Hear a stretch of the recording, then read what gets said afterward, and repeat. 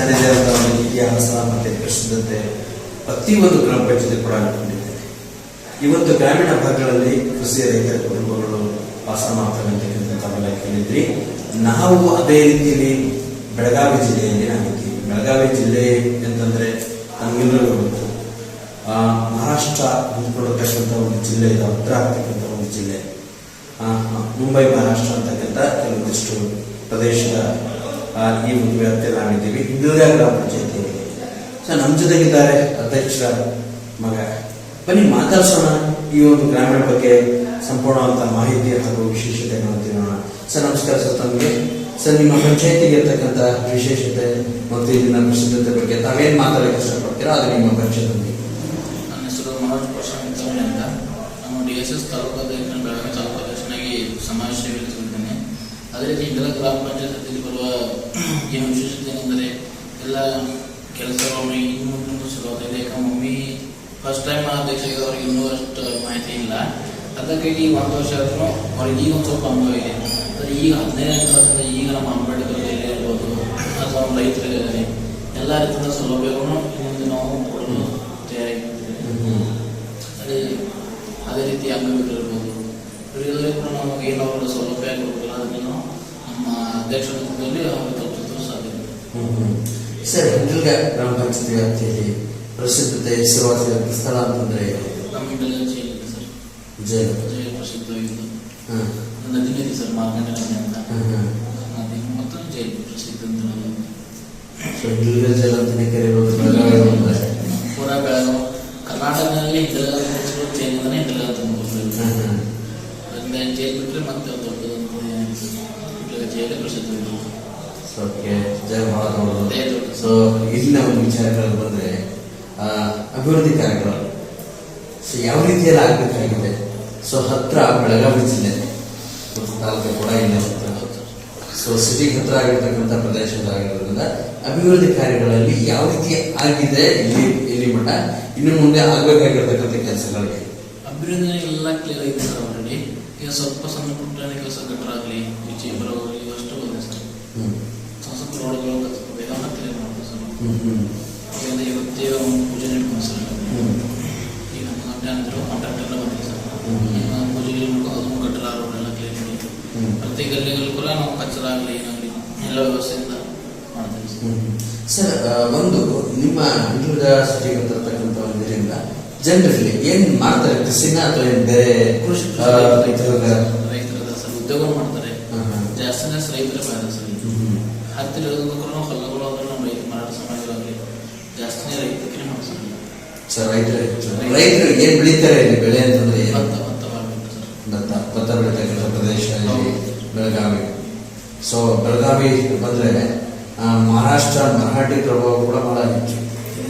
So ಇಲ್ಲಿ ಸಾಕಷ್ಟು ಕನ್ನಡ ಭಾಷೆ ಸಂಘಟನೆ ಕೂಡ ಹೋರಾಟ ಮಾಡಿದ್ರು. ಸೊ ಮರಾಠಿ ಪ್ರಭಾವ ಹೆಚ್ಚಿದೆ ಅಂತ ಹೇಳಿ ನಮ್ಮ ಊರು ಇಂಡಿಯಾ ಗ್ರಾಮ ಪಂಚಾಯತಿಯಲ್ಲಿ ಏನು ಮರಾಠ ಆಗ್ತಾರೆ ಯಾವುದೇ ಸರ್.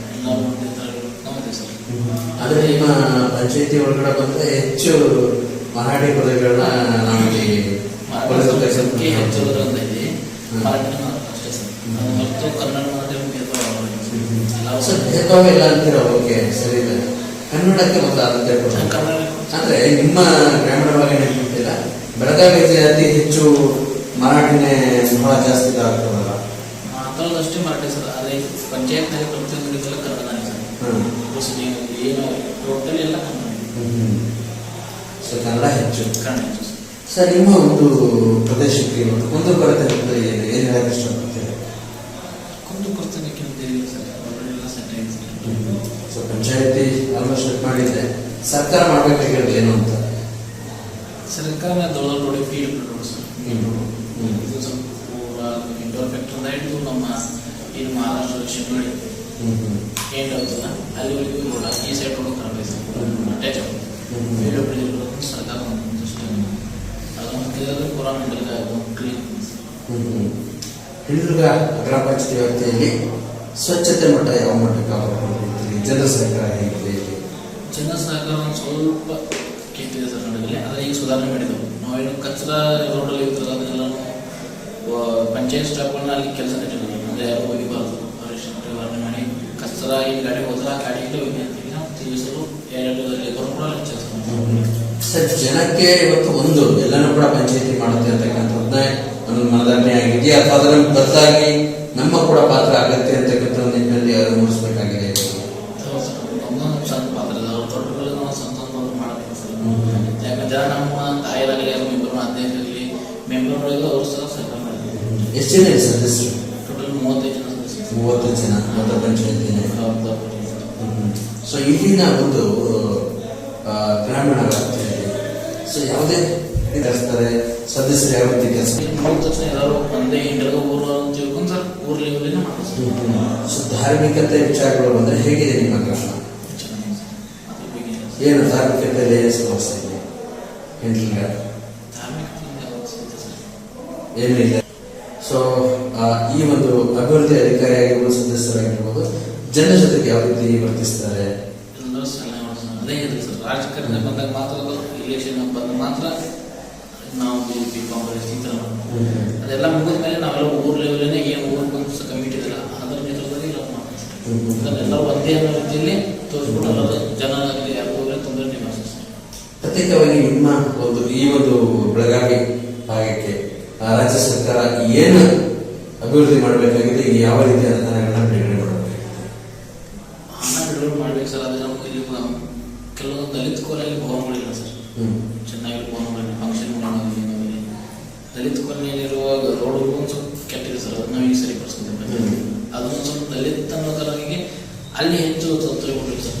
SC PSP ಅಂತಲ್ಲಿ ಎಲ್ಲ ಹಣ್ಣಲ್ಲಿ ಅವ್ರು ತಂದು ಮಾಡಲಿ ಸರ್. ಅದು ಮಾಡ್ಕೊಂಡು ಬರೋಷ್ಟು ಸರ್, ಈಗ ತಾವು ಏನು ಹೇಳಿದ್ರಿ ದಲಿತ ವಲಯಕ್ಕೆ ಭವನಗಳು ಸರ್, ಭವನಗಳ ಅಂತ ಒಂದು ಕಡೆ ಶಿಕ್ಷಣ ಅಂತಕ್ಕಂಥದ್ದು ಸಾಕಷ್ಟು ಕೊರತೆಗಳಿದೆ. ಇದೆ ಸರ್, ಇದೆ ಸರ್. ಸೊ ಅದಕ್ಕೆ ಏನು ಮಾಡಬೇಕು? ಈಗ ನಮ್ಮ ಪಂಚಾಯತ್ ಲೆವೆಲ್ ನಡೆಯುವ ಸರ್ 15 ಅಂಕ ಸರಿ 25% ನಲ್ಲಿ ನಿಧಿನಲ್ಲಿ ನಮ್ಮ 25 ಜನ ಮಕ್ಕಳಿಗೆ